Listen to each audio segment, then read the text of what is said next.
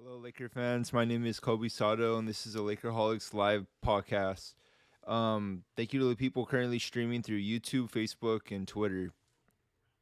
What a disappointing night for the Lakers. The Lakers lost the game today to the Clippers as the away team tonight at Crypto.com Arena with a final score of 114 to 101. The Lakers have lost their fourth game in a row. They're now 0-5 on the road. The struggling Clippers came into this game as the seventh seed in the Western Conference. Not what we've expected so far this year from the Clippers. They're not the top of the West juggernaut that we thought they were going to be this season. They were 5-5 coming into this game, the last 10 games, but they had an impressive win against the Cleveland Cavaliers. They snapped their 8-game win streak. Um, Looking at the stats for tonight's game, Anthony Davis had 21 points with 35 minutes. LeBron led the team tonight with 30 points with 32 minutes, 8 rebounds, 5 assists. He shot 12 for 22 from the field. In my opinion, he shot a little too much threes tonight. He shot 4 for 9 from the field in terms of threes, 2 for 4 from the free throw line. He had 2 missed free throws in the fourth quarter. 2 steals. He had 3 turnovers in the game. Again, the only other player who led the team in turnovers other than LeBron was Russell Westbrook, again with 4 turnovers this game. But big storyline of the night is LeBron left the game tonight with what it seemed like a lower left groin injury again. The Lakers reported, or at least Mike Trudell reported that it's something with his left leg. But the way he was holding it, those type of injuries can get aggravated throughout the whole season. So we'll monitor how that goes throughout the night when we hear from Darvin Ham coming up, along with LeBron from the media, who left the game early at 5 minutes to go in the game. Yeah, looking at the stats for the Lakers again tonight against a Clipper team who has been struggling, who the Lakers had a good chance of beating tonight. Again, looking at some of the stats from tonight, um, the Clippers shot 51% from the field, shooting 41 for 80, which on defense that's not a good job. And over the last 4 games, the Lakers have been playing terrible on defense. They're currently 20. They're 29th in the NBA in November, just in terms of defense. Their opponent points within the first 6 games, they were giving up 110.5 points a game. Within the last 4 games coming into this game against the Clippers, they've been giving up 125 points. The opposing field goal percentage for the first 6 games, they kept their opponents under 44%. Now, over the last 4 games, they've been at 49%. The opposing 3-point field goal percentage was 34% for the first 6 games. The last 4 games, they've been at 36%, so not too much of a difference there. The opponent turnovers, they forced 15 within the first 6 games. Within the last 4 games coming into this game, they've given up 12.8. And in steals, the first 6 games they averaged 9.2, and the last 4 they've averaged 9.8. And in the second quarter, we saw little glimpses of the Lakers defense that we saw within the first 4 games or the first 6 games that disappeared within the last 4 games. So um, that was that was positive to see within the second quarter, but the Lakers third quarters continue to struggle throughout the season. The Lakers only scored 23 points to the Clippers 33 after the Lakers went on a big run to come back in the second 30 with a 31-16 run, only being down by 2. So not great for the Lakers tonight in terms of just with the news with LeBron possibly being injured again. Who knows what that's gonna look like going forward? But like what I talked about the last couple of podcasts, the Lakers just can't defend from the perimeter. We look at the perimeter shooting for the Clippers, who is at the league worst in terms of points per game. They give up 36% from the 3 point line, 12 for 33. While the Lakers didn't shoot too bad tonight, they shot 10 for 32 at 31%, which is below the Lakers' season average so far, which is 28%, which is the league worst in the NBA. So definitely not a great game from what we saw from the Lakers tonight. Also looking at Anthony Davis, with his 21 points tonight off 35 minutes. He had 9 rebounds, 3 assists. He shot 9 for 16 from the field, 0 from 1 from a 3 point line. He only got to the free throw line 4 times. He went 3 for 4 tonight. Um, and he was in the negative column in plus and minus at -10. So definitely not what you like to see from Anthony Davis, who's supposed to be our best player stepping up. It's just it's so sad with the 20th year of LeBron James. You're just wasting the end years of his career, and when you have LeBron James on your roster, you're supposed to do whatever you can to compete for championships, and you got to blame this roster on Rob Pelinka, who has just done a terrible job of constructing this roster. Um, Literally no wing players on this roster except for Daniels, who he played good tonight, but or I'm sorry, not Daniels, Troy Brown Jr., who had 14 points tonight. He had a decent third quarter tonight. He played 32 minutes. It didn't seem like he played that much, but a quiet 32 minutes. He had 14 points. He had 4 rebounds. He shot 6 for 10 from the field. He was -1 in the game. The only player that was plus and minus in the that was plus in the game for plus and minus was Austin Reeves and Patrick Beverly. Which, by the way, Patrick Beverly has been having a terrible season as well. Just from what we've seen from him, I don't know what's up with Pat Bev this year. He's not even shooting up to his par average on his 3 point percentage, which is 35%, which is one of the reasons why the Lakers acquired him this offseason was so we can stretch the floor, get some threes, and also defend the perimeter. But this season we're not getting anything out of him. It's just like it feels like a liability with him out on the floor. So man, I don't know what the Lakers are gonna do. And if LeBron James is really hurt to the point where he can't play more than three or the next 2, 3, 4 games, I I was gonna show you guys my predictions for the next 10 games, including today. But if LeBron doesn't play, that's all out the window for my future predictions on the next 10 games, which I'll show you guys in a little bit. But man, just really disappointing game. Looking at the statistics again tonight, 3 point percentages, the Lakers shot 31% from the field, which is a pretty good shooting night for them, to be honest. So with them shooting well, they still weren't able to pull through against this shorthanded Clipper team, who doesn't have Kawhi Leonard in their lineup right now, with his knee problems. So speaking of the starting lineup tonight, the Lakers started Pat Bev at the 1. They started Austin Reeves tonight. Lonnie Walker didn't play with illness. There's been a bug going around the Lakers. LeBron's been sick a day ago or last game. Pat Bev was sick the game before that. Wenyen Gabriel, he almost missed that same game. He ended up playing last game from illness too. So yeah, Lonnie Walker out tonight with non-COVID illness. Troy Brown Jr. started at small forward.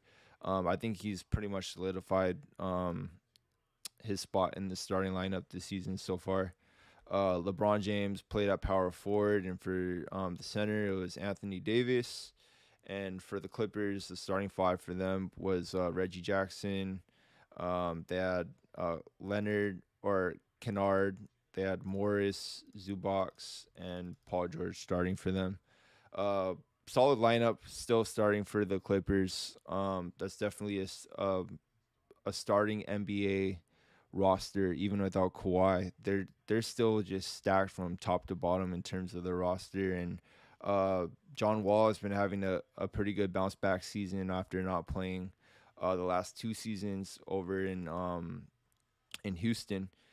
He produced 10 points tonight for them off 23 minutes, 4 rebounds, 6 assists, 3 for 10 from the field. Not too bad of a game from him. But speaking of the Lakers, just uh, disappointing night for sure. And I'm sure we're going to be seeing more disappointing games moving forward. I don't really see um, much hope for the Lakers, to be honest. They just they stink right now. And they don't play defense in the second half. They don't play perimeter defense. They have no depth. Um, it's good seeing the young guy play today. Max Christie, long small forward or wing. He played 14 minutes tonight. He had 3 points. He had 5 boards. Shot 1 field goal, which was a three. Made that. So just developing the young guys at at this point. Because yeah, the I don't think the Lakers are gonna be able to turn it around. To be honest, just by from what I'm seeing so far, um, yeah, it's just kind of sad. Um, in the beginning of the game, it was kind of nice watching Darvin Ham's offense with the adjustment of not having the ball being so stagnant and just in LeBron's hand and Russ's hand. You really saw them distributing the ball. They had nine assists for the first 15 field goals. So definitely love what I saw from the Lakers in the first half for pretty much every game, but the Lakers second half, the Lakers just don't seem to produce in the second half. I don't know what it is. Maybe they shouldn't even go into the locker room and going to the third quarter or what, but yeah, it's pretty bad the second half for the Lakers. Speaking of players that didn't play tonight, JTA, he only logged 4 minutes tonight. He had pretty much just garbage time. Um, I thought he was gonna be a bigger addition this season, just in terms of an energy guy, a glue guy, a guy that's a bigger body who can switch from wings to power forwards to not really centers. He doesn't really guard centers, but anywhere from 2 to 4. I thought JTA was going to be a good player this year that's going to be able to rotate off to the defenders, but you haven't really seen him get that much playing time. He kind of got shoved back in terms of the rotations when he got hurt. Kendrick Nunn, this is his 5th game of the season having 0 points. He played 13 minutes. He had 3 assists. He shot 0 for 4 from the field. He shot 0 for 2 from the 3-point line. He had a turnover. He was minus 16 from the field. He was the lowest plus minus guy in the game tonight for the Lakers, other than LeBron James, who's at minus 17. Interesting fact of the night. This is from StatMuse. LeBron James has the lowest plus minus for the Lakers this season at minus 61. So yeah, we're not getting production over what happened to LeBron. He messed up his groin with 5 minutes left in the fourth quarter, and he left the game. So we'll see from Darvin Ham coming up. Updates on LeBron. See how he's feeling. But yeah, seeing injuries like that's not good, especially for a player within his 20th season. Yeah, 37 years old. You already kind of see a decline of play from him this season. So not very positive things coming out of this post game show for sure. Yeah. Going back to the stats tonight. Let's go back to the browser. Let's check out the bench play. Russell Westbrook, he had another decent game. He played 30 minutes. He had 14 points, 4 rebounds, 9 assists. He shot 6 for 15 from the field. He didn't make a 3 this game, though, which is a little unfortunate, but not surprising. You're not going to have Russ being consistent all the time from the 3-point line. He shot 2 free throws, 2 steals, again, he led the team in turnovers tonight with 4. He was minus 12 from the field in terms of plus minus. So it's crazy being 11 games into the season now and talking about LeBron James and Anthony Davis being the problems on the roster right now, and Russell Westbrook actually performing pretty well. There's even people talking about just trading LeBron or Anthony Davis and just completely blowing it up now. And with LeBron signing the 2-year extension with the Lakers. By the way, LeBron isn't able to be traded from the Lakers till after the trade deadline, so it's not possible for LeBron to be traded this season, by the way. And for the people that are saying tank for Wembanyama, if the Lakers get the number 1 pick this year, it actually goes over to the New Orleans Pelicans because of the Anthony Davis trade. So with the Lakers losing, there's not anything positive that can come out of that other than the pick pretty much going to the Pelicans.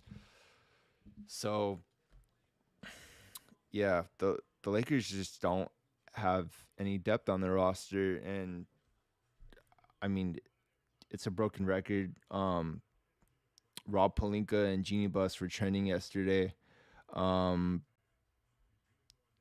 roster is just terrible. And yesterday there was reports going out from Shams that that reportedly the organization will be prudent with the 2 first-round picks.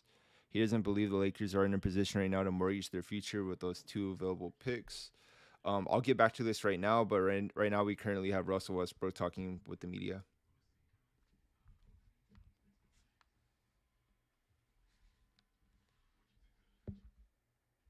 Guys made that run to get back into defensively. Where did the Clippers pull?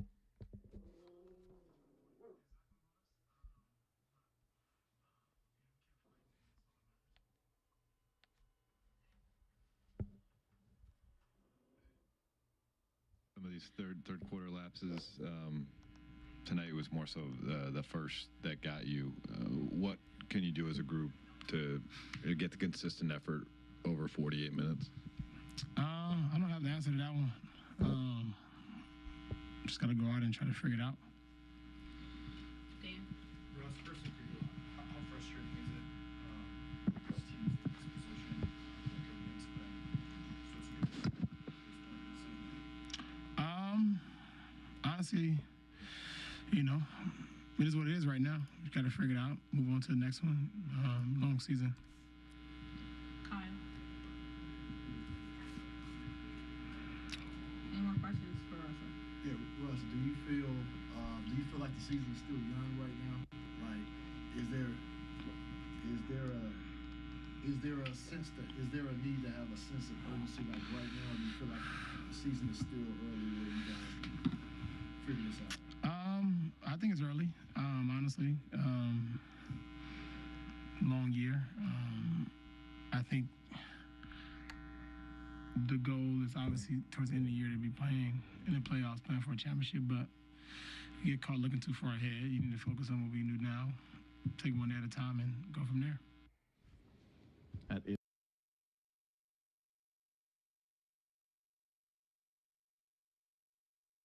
That was Russ, who gave a brief post-game show, just not really clarifying anything, just saying that they need to be playing better. And the last few press conferences from Russell Westbrook has been pretty just broad. But now we currently have Pat Bev at the press following the Lakers' loss to the Clippers. Didn't get the job done, but in that second quarter, you guys have been one of the best second quarter teams in the league. What is it you're seeing during that time as you guys did make that run and cut it to 2 at the half? We had to do something. We were down a lot of points, so I don't think it was anything particular. I just think that we just kind of put it in overdrive and kind of, just played hard and defended, and that allowed us early offense. It wasn't, anything scripted or what we did, special. We just played harder. I know you're all about the little details, and right now the message from you to this squad as you guys look to turn things around? Stay with it, stay with it. We got Lonnie out, Schroeder out, TB out. We got some heavy hitters coming back. Got a good week. Got Detroit next, Brooklyn this weekend. 4 or 5 days off. So, just keep getting better. That's it. Thanks, Pat. Thank you, guys. Thanks, Pat.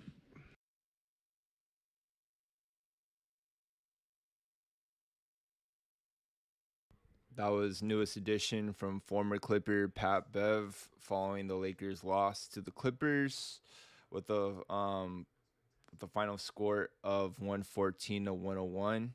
Checking out some of Pat Bev's stats from this season so far. He's currently averaging 5.3 points a game, um, one turnover, 1.3 steals, zero point 0.7 blocks. Not great in terms of Pat Bev from the season. Struggling. This is a guy on the Laker roster currently getting paid $15 million on to be playing defense and to be spreading the floor and shooting some threes, and he's not doing a great job right now. He's shooting 19% from the 3-point line. His career average is 35%. The whole Laker roster, I just feel like whenever the Lakers get some type of shooters, for whatever reason, they always like lose how to shoot or something. Like I want to say the last player that the Lakers had that was able to really shoot was probably KCP. What's his name? He was on the Lakers 2 seasons ago. He came from the Houston Rockets. Damn, I can't think of his name.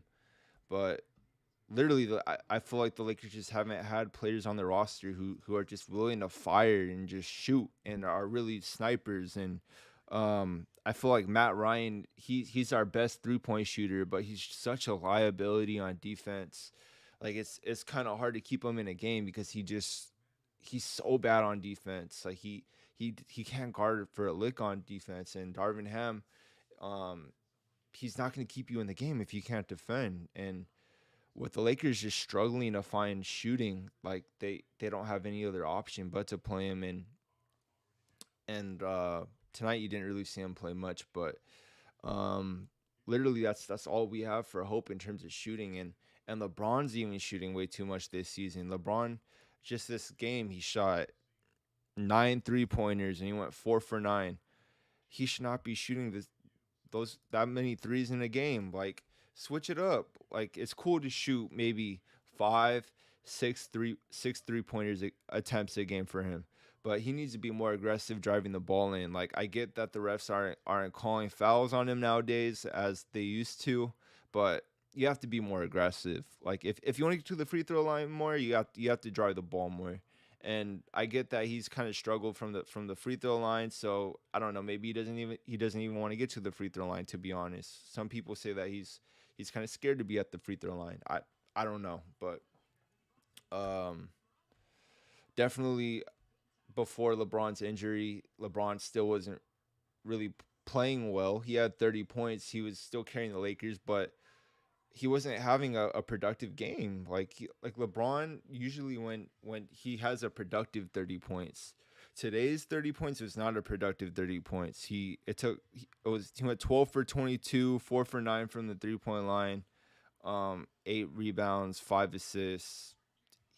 Just it's not enough. And you also got to put some of the blame on Anthony Davis for sure. He played more minutes than LeBron did, and he only had 21 points, 9 rebounds, 3 assists. It's unacceptable. And pregame, Stephen A. Smith was on NBA Countdown talking about possible trades. He even went out to say that the Lakers should make a call and offer Anthony Davis on the table to the Warriors for Klay Thompson and Draymond Green, which I don't think that would happen. If they're saying Mike Wilbon of ESPN was saying that if he was the Warriors, he want to make that trade. If I'm the Lakers, I still don't even make that call because when Anthony Davis is on the floor, he's still been balling. I mean, he's one of the only players in the league that's averaging 20, 10, and 3 right now. So,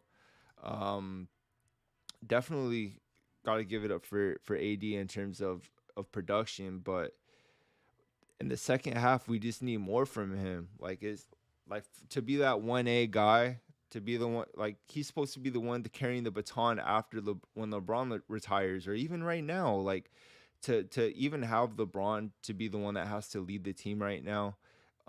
You would think 3 years later, after the Lakers won a championship back in 2020, we didn't think LeBron was first going to be playing at this level still at this point of his career, but Anthony Davis has just been declining. Like we haven't seen the production that we thought we were going to see out of him since 2020.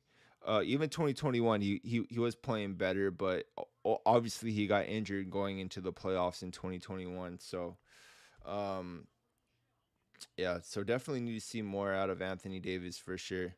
But going back to Rob Pelinka's situation, Shams Charnia from CBS Sports, he reported, "I'm told the organization will be prudent with their 2 first-round picks. I don't believe the Lakers are in a position right now to mortgage their future with those 2 available picks. They're probably looking at marginal changes around the edges at best. That means trying to make deals without putting in first-round picks. The organization seems to be moving in a direction where they're going to resist moving first-round picks, even if the season continues to go down this path. For Laker fans who are clamoring for a Buddy Hield, Miles Turner move where you're giving up 2 first-round picks, it's not prudent for them to do that.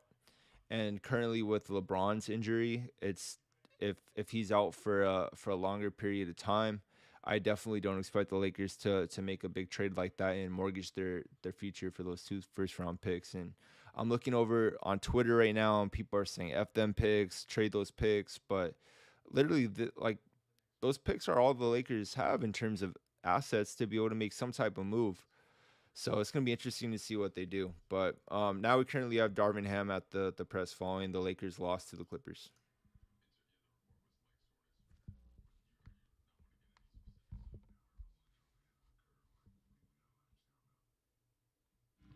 And do you know what type of evaluation that he's going to need to go through? Not as of right now, no. How do you just put that in context, even if it's just for tonight's game, on top of how the season has started and 2-8 and trying to get back into the game? I mean, it's just a lot of adversity, and he's been trying his heart out just to be there for us and play at a high level. I thought we had it going really, really well tonight. But it's just, something, it's the NBA season, man. You got to be ready for a little bit of everything. So we'll see what the results are once he gets evaluated and be ready to move forward.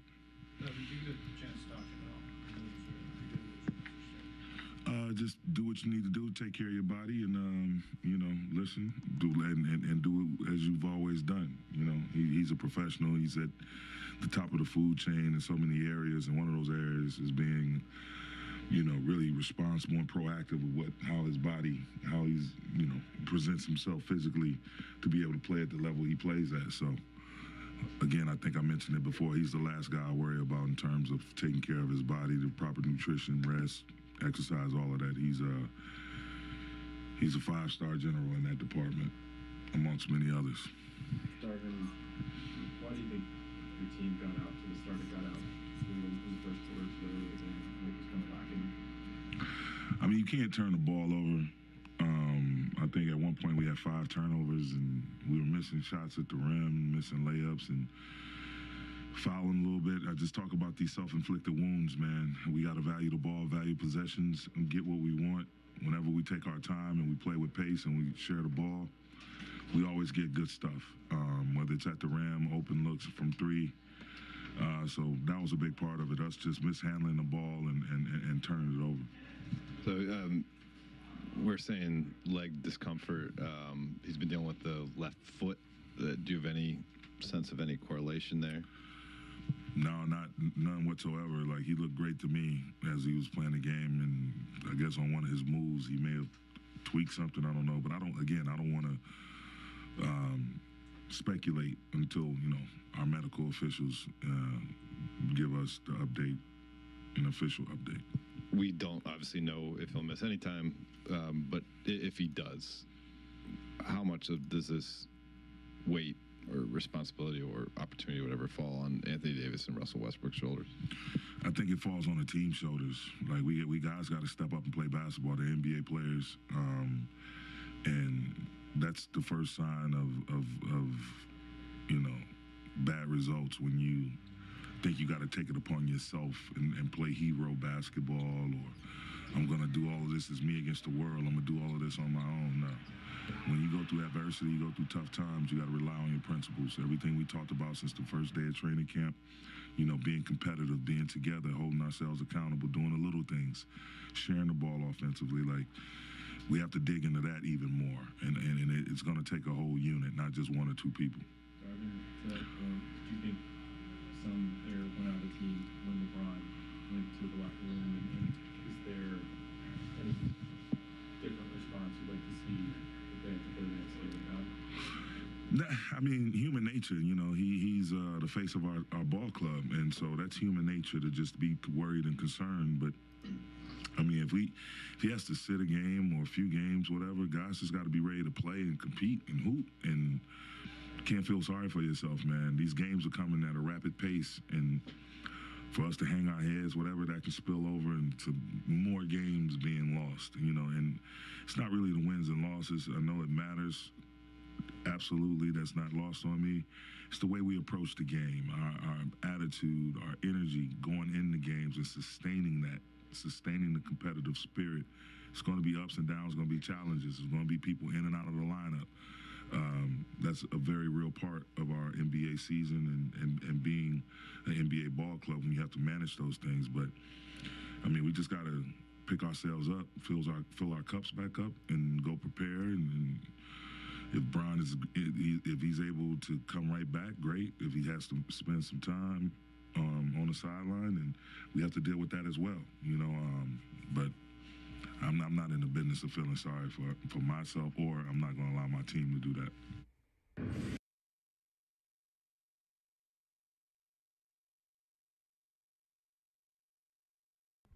All right, that was Darvin Ham following the Laker loss to the Clippers, 114-101.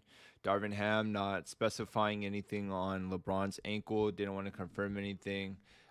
He said that that he said he felt all right, but doesn't want to confirm anything in terms of injuries or just on his full official status until he gets an official status on it. So we'll see what LeBron has to say coming up. But yeah, I kind of want to go back to what I was talking about with Rob Pelinka, and the Lakers kind of just reiterating that they're not going to make any moves for the two first round picks, which honestly at this point I could agree with. As days goes by and Buddy Hield and Miles Turner still have great games, I don't know if the Lakers can still make that move for Russell Westbrook and those two first round picks for those two players. With Russ being more productive, I don't know if possibly the Lakers could leverage to find a way to do that deal without maybe adding two first round picks. Maybe they only add one first round pick. Maybe the Lakers will be open to doing that. I don't know, but depending on the status of LeBron James, I don't think that it would be smart for the Lakers to do that move anymore, to be honest. With the Lakers being 2-9 now, the way that the trajectory of the season's looking so far, with the schedule, with it being a little easier for the next 9 games, the Lakers have the second easiest schedule coming up in the NBA, which we can go ahead and break down right now. Here I had my my predictions for the next 10 games. Against the Clippers tonight, I had them winning, which obviously they lost. So I got my first prediction wrong for the night. I thought coming in, the Lakers had a great chance with the struggling Clipper team to be able to pull out a W, coming out off a game where LeBron didn't play against Utah with some illness, that he would come in, have a better game. He had 30 points, but not that efficient. And he ended up leaving with 5 minutes in the game, and when it was kind of over. Anyway, Sacramento, they play them on Friday at home. That's the toss-up game, and usually the games at home, you kind of have to favor the home team. Even though the Lakers have been struggling at home this year too, they haven't really been doing great at home. So with Sacramento coming into town, and I'm gonna break down um, the Sacramento Kings in a little bit also in terms of just their stats and how they compare to the Lakers. Actually, we could do that now. The Lakers ranks second in terms of pace. Sacramento's seventh. In field goal percentage, um, Sacramento's not bad. They're ranked 12th right now, so they're a pretty good shooting team. In terms of 3-point percentage, they're 13th in the NBA. Lakers are dead last. That's everyone kind of knows that this season so far. But rebounds, the Lakers still out rebound Sacramento. We actually have an update on LeBron James right now. He's at the press conference following postgame. So let's get you out to LeBron.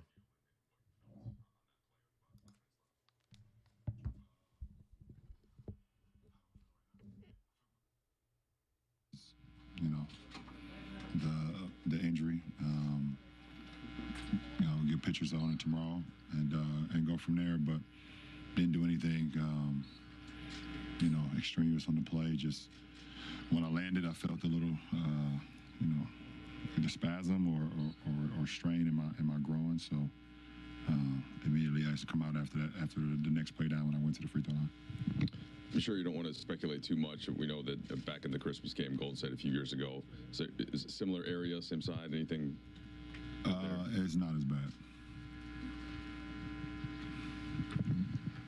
LeBron, the team is just in a tough spot right now, being 2-9. Really? So, Captain Obvious. Yeah, Captain Obvious for sure. Right. So it's a preamble to the question. So how do you manage the idea of Darvin telling you, he told us to take care of your body, versus the urgency that you feel being a leader of a team that needs to get some wins? In order for you to be productive for your teammates, you have to take care of your body. That don't mean extract yourself from the game of basketball. You can always be thinking about what you could do better. We're watching the game tomorrow. You're going to get the film from the coaching staff. You can ask for the film. Any way to always just keep your mind engaged in the film, even if you are not doing basketball activities. Understanding that there's still a job at hand. So it shouldn't be that hard. LeBron, what did you think of? You kind of talked about trying to find an offensive rhythm, and it seemed like you found it tonight. Myself? Yeah. Does that kind of encapsulate the way these last few years have gone? That you're working towards the rhythm and stuff like that, and then. No. It is what it is. It is what it is. But I'm never worried about myself getting into a rhythm. I told you guys the other day. Never worried about that because I put the work in, so I'm never worried about that. And the body will let me know when it's time to go, and I'll be ready to go. So I'm not one to feel no way about it. One quick percent, obviously, it falls on everybody to kind of do more, but specifically with Russ and AD, what do those two guys need to do here if this is a stretch that? Just be themselves. That's all. LeBron, taking the big picture, how have you tried to navigate this early season with both the results and the different injuries you had? I've been fine. I've missed one game. I've been fine. Guys act like I've sat out every game this season or something. I've missed one game, and to be completely honest, if it was a playoff game, I probably would have played, even though, my foot was acting up, but I played every game. So, and I'm going to go around treatment for 24 hours and the day on Friday, and hopefully I'll be in the lineup. So it's not an issue. Ron, you guys have a 4-game homestand coming up. Obviously, a 4-game position. How important is it to maybe just kind of get some momentum here with the homestand before you guys head out? It doesn't matter for us. It's not like we've won a lot this season at home or on the road. So it doesn't matter. You just go out and play. And hopefully you play well that game, and You defend. I thought tonight we defended at time. Offensively, we were good at time, and then we just have a little lull in the game at one point, but just gotta keep working. Any more questions for Yeah. Kyle? LeBron, before that play when you left, you were kind of jockeying with Paul George on the basket. You were obviously talking about the contact you're taking this season. Have some of these positions, have you just felt like the points, even when you get them, are just harder to achieve on the position? No. Harder to score? Yeah, I mean, especially given some of the physicalities that you No, I'm okay with that. I love physicality. But I also would like for the whistle to be blown when I get hit. I mean, 4 free throws once again. I looked at a lot of guys tonight, shoot a lot of jump shots, and they going 9, 13 times to the free throw line. I got to learn how to flop or something. Seriously, I need to learn how to do that. Swipe my head back or do something to get to the free throw line, because I missed it is getting too repetitive. It's 3 games straight of I missed it. Brian, you guys have been looking. You said the other day, a lot of guys that are in different roles, more expanded roles this year. What have you thought of Troy in the starting lineup? Troy's been great, and I believe in any role. I believe in any role Troy would be great, and he's been playing great ball since he got back into the lineup. Either if he was coming off the bench when he first came back to now he's starting. Troy's been great. He's been amazing. Last question, Gary. Talk about as far as your words of inspiration to the rest of the team as the leader. What do you inspire the younger players with, and the team as a whole? The team as a whole, how I show up to work every day as a professional. No matter what's going on, I stay even keeled no matter what's going on. It's easy to be great when things are going great, but how being able to keep your head above water when things don't look so great, or the sun don't seem like it's shining much upon you. How you can stay into the fight, stay into the fray, and that's. I've always said leadership is not a, you don't get to pick if it's Tuesday. Let me get Tuesday and Thursday when I want to lead. Now it's just every single day. You're gonna have your moments. I mean, we're human, and but for the majority of the time, you got to be able to first take accountability to yourself, and then and hopefully it trickles down to everybody else.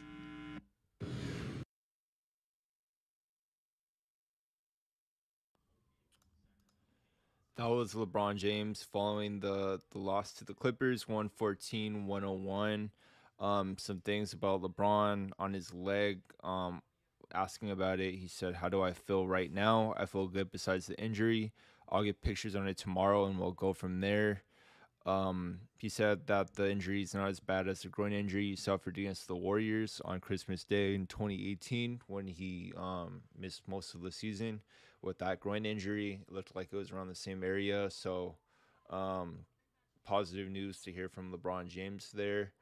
LeBron also talking about his frustration with the referees the last couple games post game. He's been saying he's been frustrated with this lack of foul calls this season. He said that this is the 3rd straight game that the refs have told him they've missed calls that should have led for him to shoot free throws. He said he needs to learn to flop or something, which I mean, if he wants to learn how to flop, I mean, the Lakers paid Pat Bev $15 million, I guess, to flop. So he could learn something from him there, possibly. But yeah, going back to stuff that Rob Pelinka has done this last offseason, or I kind of want to talk about stuff that he's done overall. Since Rob Pelinka has took over and he was trending yesterday because of the news that the Lakers don't plan on trading the 2 first-round picks. I found this article that talked about what Rob Pelinka has done in terms of since 2018 when he took over from Magic Johnson. In 2018, he waived Thomas Bryant, who's now currently on the roster, but the Lakers drafted him. He ended up becoming a productive starter after the Wizards claimed him off waivers. He was a young, talented big man who could shoot the ball in today's current NBA. Who doesn't need that on their roster? Again, he's not playing well right now, but when he was with the Wizards, he ended up having an injury that took him out for most of that year. But before that, he was playing pretty productive basketball. Also in 2018, he revoked Julius Randle's qualifying offer to let him pretty much walk as an unrestricted free agent, which Randle was the number 7 pick for the Lakers in 2014. So that was a tough season that ended up out of a player that the Lakers literally just let walk. In 2019, they had Svi Mikhailu, who was the Lakers 3-point shooter, and a second round pick to the Pistons for Reggie Bullock, who ended up leaving as a free agent after that season. That's 2 smaller assets gone to rent the services of a veteran shooter, and LA didn't even make a playoff run that year. So let go of a young shooter, and now the Lakers don't even have any shooters on the roster. So just little things around the edge that Rob Pelinka didn't do or keep or retained, or whether the Lakers were trying to save money. Also with Caruso, which I'll get into right now. In 2019, they traded Ivica Zubac, who we just saw against the Clippers, a formidable big man, who the Lakers really struggle in terms of depth in the 5. Since we have Damian Jones and Thomas Bryant this year, we pretty much just paid Damian Jones just to sit in the corner of the bench. It's pretty sad. They also traded away Michael Beasley to the Clippers for Mike Muscala, who ended up leaving as a free agent after that season as well. The Lakers also wasted another quality draft pick, number 32 in 2016. They also give that to the Clippers. And I give the Clippers a starter, and I haven't had anyone good at center since, like what I talked about. In 2020, after the Lakers won a championship, they traded away Danny Green, which was the Lakers' best 3-point shooter, and a first-round pick to get Dennis Schroeder, who ended up leaving as a free agent after the season. It was a significant step as LA broke apart its championship defense identity and also threw away a first-rounder. So that pick that trade definitely messed up the Lakers, with Danny Green being the Lakers' best wing player, which what I talked about.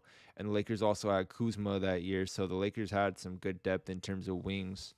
Also in 2020, they ended up trading JaVale McGee, which was the Lakers center, their starting center, and a second rounder to the Cavs for Alfonso McKinney and Jordan Bell, who they ended up waiving right off the bat to make salary cap room for Marc Gasol, which after the season, McKinney was waived. Gasol was traded with a second-round pick and $250,000 to the Grizzlies so he can retire there.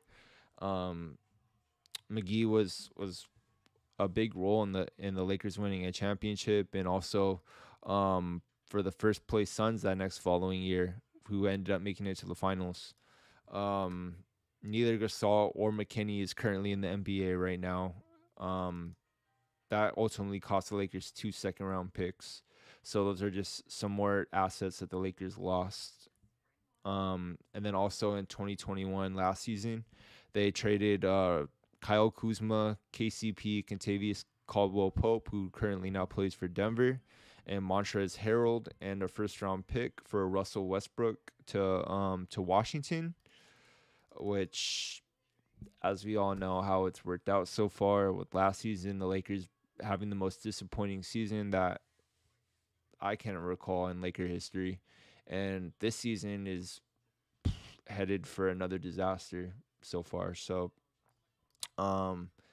seeing all the mistakes that Rob Pelinka made in the front office, I like the guy, but he hasn't shown me enough to really believe in him moving forward with the construction of this Laker roster. And he said during media day this season that he's going to be the one to mortgage LeBron's future, and he's going to be the one to build a roster around his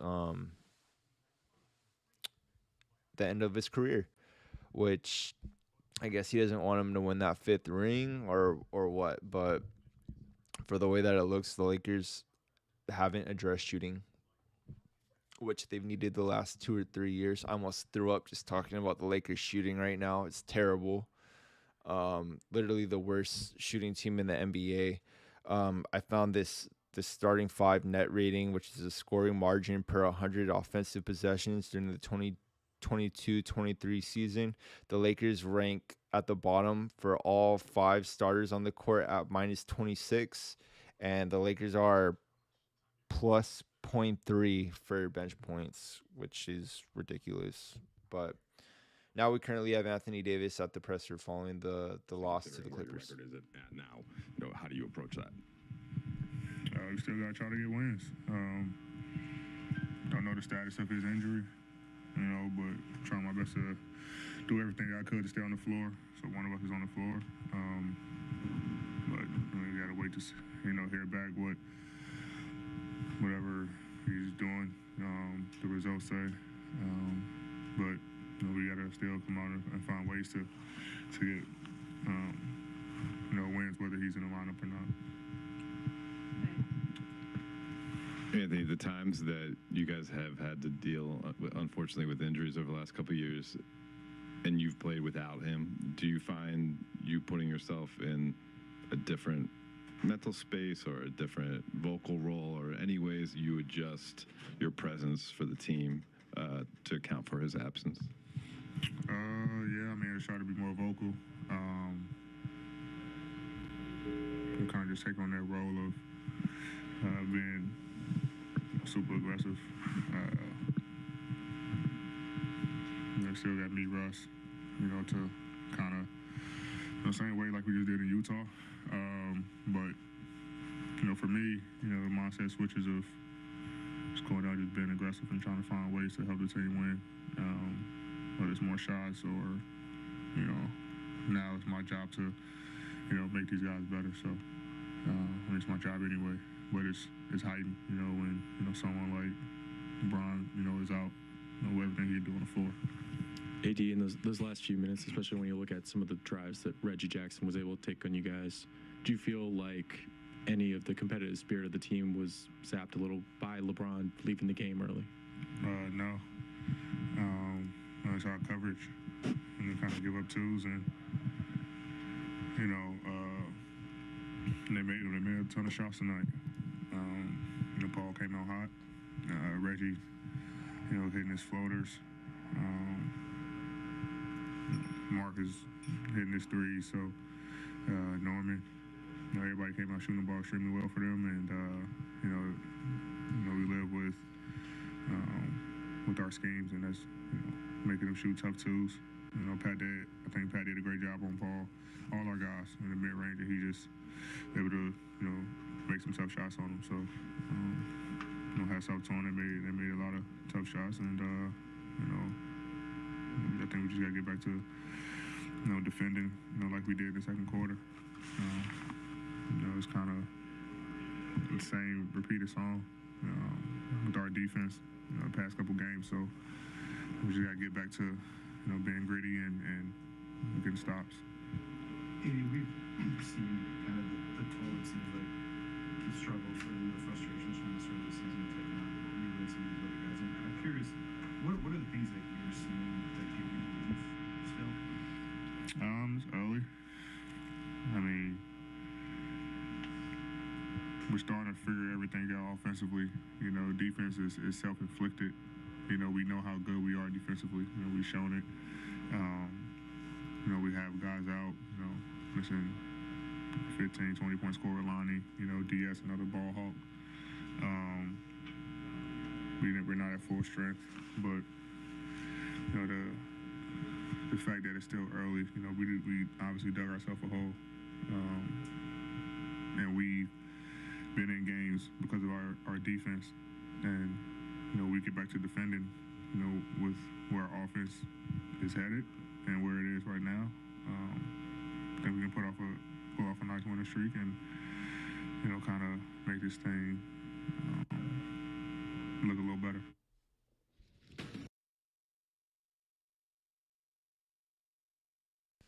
All right, that was Anthony Davis following the Laker loss to the Clippers, 114-101.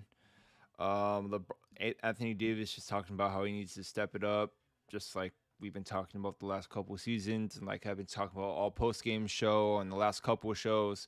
For the Lakers to win, Anthony Davis needs to score at least 26 a game. If he's not having 26 a game and he's only having 2 points, 4 points in the second half, the Lakers are gonna lose every game.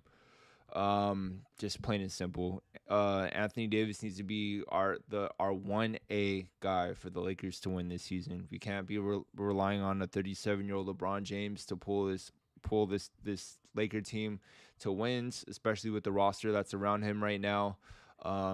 Even KCP, who I talked about earlier, who the Lakers ended up trading, which is one of the things that I was critical on Rob Pelinka about.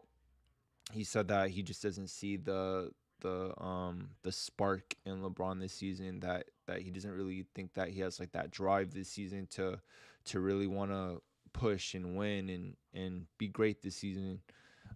So at this point, the thing us Laker fans have to look forward to is just pretty much LeBron passing Kareem on the all-time scoring list, and that's if LeBron ends up actually being healthy after we get the results on LeBron's leg. So we'll probably get an update within the next couple of games. Speaking of injuries, we got an update on Schroeder and Thomas Bryant. Darvin Ham said yesterday that Dennis Schroeder with his thumb is continuing to progress, but still has to go through a ramp-up process. There's no official medical update or timetable for his return yet, but one should come on both Schroeder and Thomas Bryant within the next few days. So we got some good news there regarding the at least the point guard position for the Lakers. Kendrick Nunn had a decent game last game against Utah, but in terms of the point guard position starting for the Lakers, and after just talking about the Lakers plus minus compared to other NBA teams, with the Lakers being dead last, it'll be good getting some scoring from Dennis Schroeder for sure, who's definitely a viable starting point guard, who's playing great in the FIBA Olympics before the season started. So hopefully we get some good production out of Dennis Schroeder, and the point guard position will kind of be filled up in terms of Schroeder and then Russell Westbrook coming off the bench, unless eventually he gets traded, which we'll see what the Lakers end up doing. If they end up just punting the season and just rolling out the season and going into the offseason with $30 million in cap space, with everything happening in Brooklyn right now, who knows how that's going to turn out, if they're going to blow everything up. I know it's not a hot ticket right now, but in terms of Kyrie, he possibly still might end up coming to the Lakers in the offseason. Who knows? Who even knows if he'll play in the NBA again? But that's something that's currently trending right now in the NBA, is Kyrie's link to the Lakers this offseason. And with cap space, if the Lakers don't end up making any moves and getting Russ off the books, that's $47 million off the books. So we'll see what the Lakers do there. But yeah, I want to go back to my predictions for the next 10 games. I'm going to pull it up for you guys. So obviously I had the Lakers winning tonight. They lost to the Clippers. So far my predictions, I still have them going 6-4. And again, if LeBron doesn't play for a long period of time, obviously this changes my predictions. But I have them beating Sacramento on the 11th, a couple of days of rest. Friday, LeBron said he's hopeful to be in the lineup, so we'll see with that. The Lakers, by the way, play Sacramento at 7:30. I'll be streaming live post-game after that game. And then after that, the Lakers have a couple of days of rest. And then they end up playing a struggling Brooklyn team, which what I talked about. We'll see what happens with them also. Who knows if they're going to end up blowing up their team eventually. They play Brooklyn at 6:30 on Sunday. That's the throw-up game. But again, with the Lakers at home, I'm going to go ahead and give them the advantage there. But honestly, it could be a toss-up. The Lakers could be honestly 2-10 during this stretch also. I hope not, because the Lakers have the second easiest schedule coming up for the next 9 games. So hopefully the Lakers get a stretch of wins like Anthony Davis talked about. Hopefully we see him step up. And yeah, going then that Friday against Detroit, I have them beating them. They don't really have anybody to stand out except for Cunningham.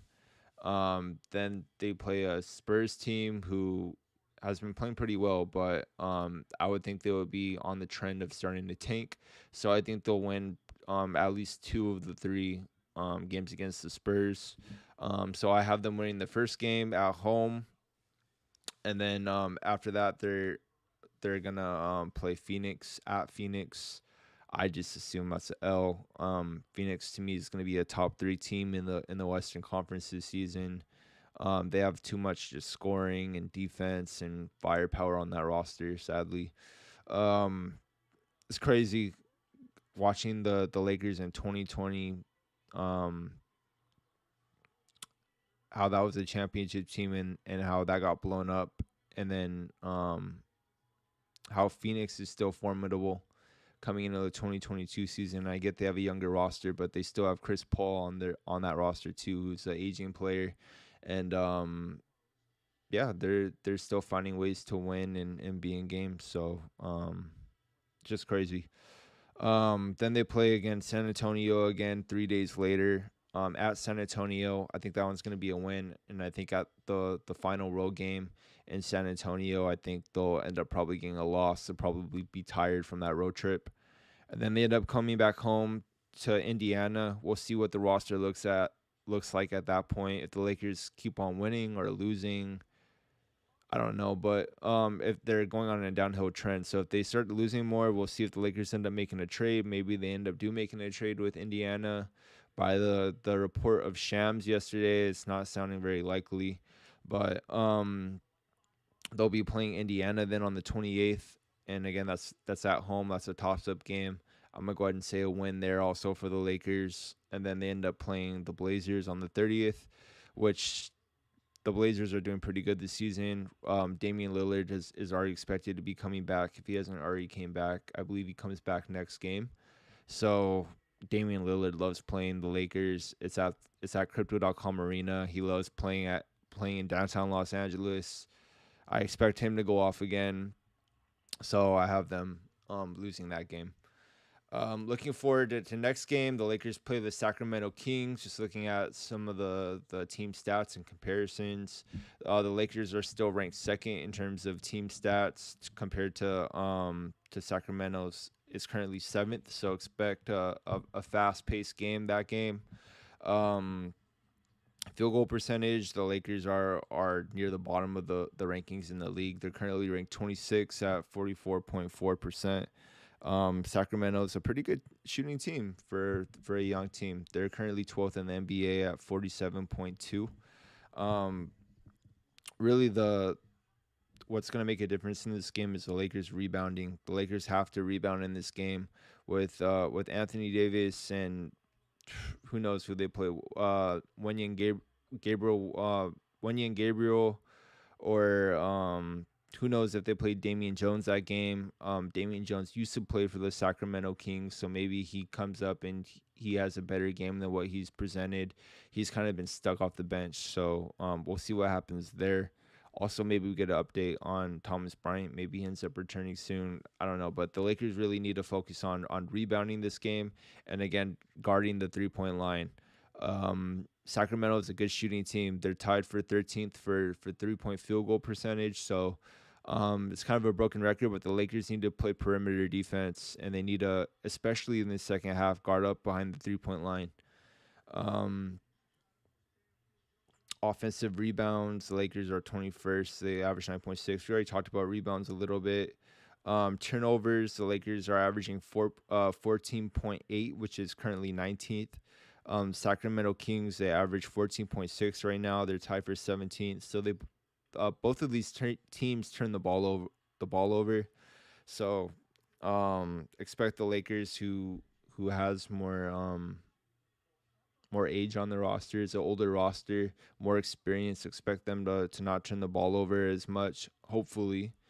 We'll see. But with it being a fast-paced team, they're playing against who knows at this point. So yeah, that's who the Lakers play next. The Sacramento Kings. They play them at 7:30 on the 11th, which is Friday. Catch them on Spectrum Sportsnet. Looking in depth at the Sacramento Kings roster, De'Aaron Fox is averaging 26.5 points per game for them.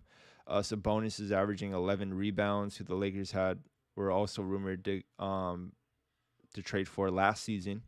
Good scorer, rebounder. He's currently averaging 6.1 assists also, which is great. 0.8 steals per game, also Sabonis. Looking at the roster, De'Aaron Fox is obviously the leader in points per game for them. They have Kevin Huerter, who's shooting 16.9 points per game. He's currently shooting, let's see his 3-point percentage. Doesn't show it on here. Okay, here it is. Kevin Huerter. He shoots 49.5% from the field, so he's pretty efficient. Shoots about 50%. Of course, Sabonis is a efficient player. He's been pretty efficient in the NBA, giving you 10 and 11 rebounds pretty much consistently every game, or 15 and 10 every game pretty much. So yeah, look forward to next game, and hopefully the Lakers finally bring home a W, because the Lakers really need it right now. The Lakers are kind of going to the dark side of the season so far in terms of productivity, their defense, their offense in the second half, getting Anthony Davis involved. So it's going to be interesting to see what they end up doing. But that's all I have for you guys tonight, Laker fans. Make your predictions down low. Leave comments on what do you think the Lakers' record is going to be for the next 10 games, and we'll check throughout the week and see who got their predictions right. So